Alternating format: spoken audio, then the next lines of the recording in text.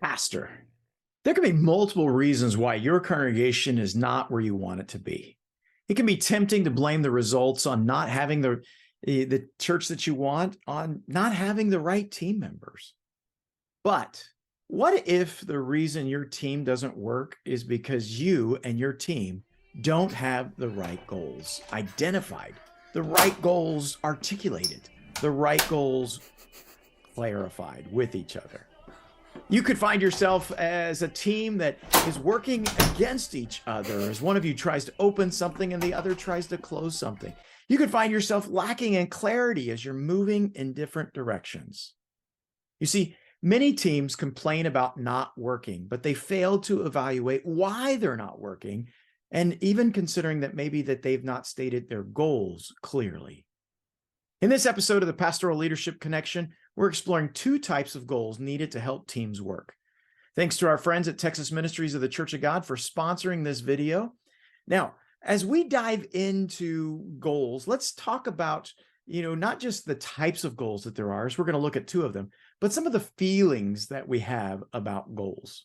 So for a long time, I used to think that goals were a bit pointless. What is the point of setting a goal if we can't control the outcome and we're just going to be unhappy until we hit the goal, and then when we hit the goal, we're just going to set a new goal? Why can't we just forget about goals? Ali Abdallah has some interesting things to say about goals. And if you really watch the whole video, you'll find that he identifies first he didn't like the idea of goals, but he moves into liking them.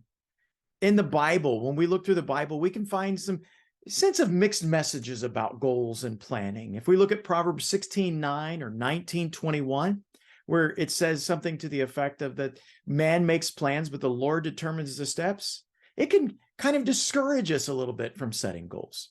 In the New Testament, James's words to the early church echo some of the proverbial sentiment. You ought to say, instead of that you're going to do something, you should say, if the Lord is willing, then we will live to do this or that. This type of thinking has a way of discouraging many from planning and goal setting. But I think when we lean into it and we examine it, we'll find ourselves like our friend Ali, who identify that there are at least 7 ways that goals are good. He looks at them and he says, hey, look, the goals are a compass. A goal doesn't have to be a SMART goal. We have goals, even if we don't admit them or understand them. All behavior is outcome oriented, or in other words, a goal. And we need to be honest about what we want, the goals that we have in life. And goals don't have to make you unhappy. Goals give you purpose. I think one of the reasons we struggle with goals is that we don't understand that there are different types of goals. Specifically in this chat today, I'll give you insight into 2 types of goal orientations. The first is value-oriented goals, and the second is achievement-oriented goals. A value-oriented goal is an aspirational goal, and it may meet several of what Ali described as the benefits of the goals. A value-oriented goal, they tend to be character-focused. They're not quickly measured, and they can be a bit vague. The goal of a value-oriented goal, or the point of one, is that they are articulating a desired future. They're visionary. Now, an achievement goal is a type of goal that we typically think about when we hear of goal setting.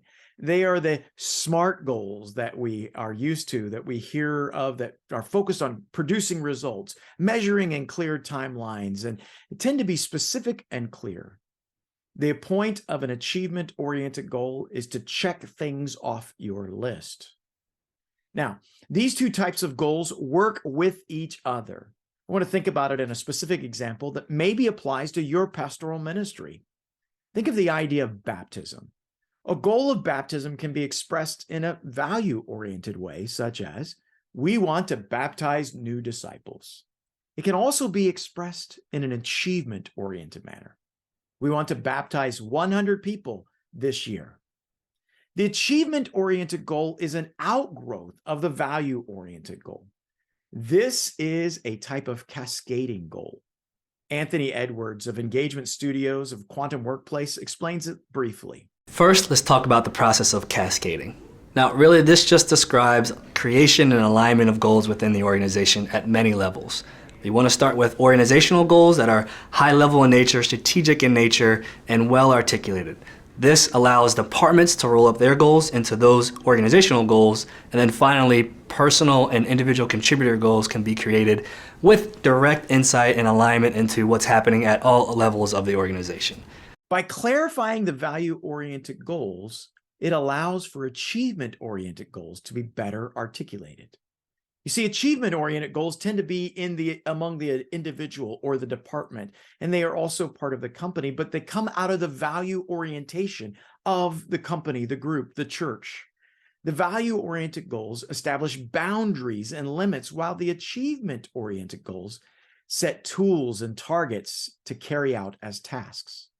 Achievement-oriented goals tend to get written down, but we also use them to beat ourselves down. Ashley Hetherington reminds us that why we tend to give up on achievement-oriented goals. So many of us start resolutions and fail. And it's because we focus on the goal and we don't focus on the means to get to that goal. We set goals, but we don't work out how we will close the gap between our goals and the starting place. So let's look back at our goal of baptism. We have two types of goals: baptizing new disciples and specifically baptizing 100 disciples in a year. At the end of the year, we can look back and see how we measured up to our goal and miss the important steps of thinking through how our actions made these goals possible. We won't baptize 100 new disciples if we're not engaged in meeting new people, helping them explore the claims of Jesus, inviting them into a discipleship lifestyle. To actually reach 100 people in a year, as we stated in the goal, that can sound great, but it's hard to achieve. When we face repeated marks of falling short in our goals, we quit. This is where business author Simon Sinek's comments are helpful. So the goals are good, and celebrating the wins are great, and there are wins. That's fantastic. But we have to remember that if we miss the goal, the question is, what's the trend data? What's the trend data? Where are you headed? What direction are you moving into? You see, we can become negative about our goal setting because we focus too much on the measurement of the goal instead of the measurement of the trend to the goal. Benjamin Hardy, he goes on to share this antidote as we think about goal setting. Dan Sullivan has a antidote for this as well. He calls it Measure the Gain, Not the Gap. And it's an ebook I would recommend everyone read. It's free. He gives it away. But basically, he says rather than measuring yourself against your ideal, you measure yourself against your former self. You measure yourself against where you were. So if you measured yourself against where you were 3 months ago, you probably have made progress towards whatever goal you've made. And if you're measuring yourself against your former self rather than your future self, then you're always going to be recognizing progress and you're always going to be feeling good. Measure the gain, not the gap. It's easier to measure the gain when we embrace the value-oriented goal. We can measure progress because we are aspiring for betterment, not merely checking off a box on the list of things to do. Achievement-oriented goals help us get things done, but we need value-oriented goals to become who we want to be. In a pastoral setting, have you set value-oriented goals? If not, start by identifying what you want to be like in 5 years. Maybe you have your value goals, but you get frustrated with your achievement goals. Consider how your achievement goals cascade from your value goals. Think about our example of baptism. In order to baptize new disciples, how am I identifying new disciples? The new achievement goal may need to be changed so that instead of identifying I'm going to baptize 100 people in a new year, I break it down and I say I want to meet 3 new people a month so that way I can begin baptizing people. This is a different way of stating it and measuring it, different than saying I'm going to baptize 9 people a month. Goals motivate us, but we need to consider the types of goals we set. What are your goals? Can you articulate the difference between a value-oriented goal and an achievement-oriented goal? In our next episode, we'll explore when it's time to quit a goal, including the quandary of how to fire a volunteer.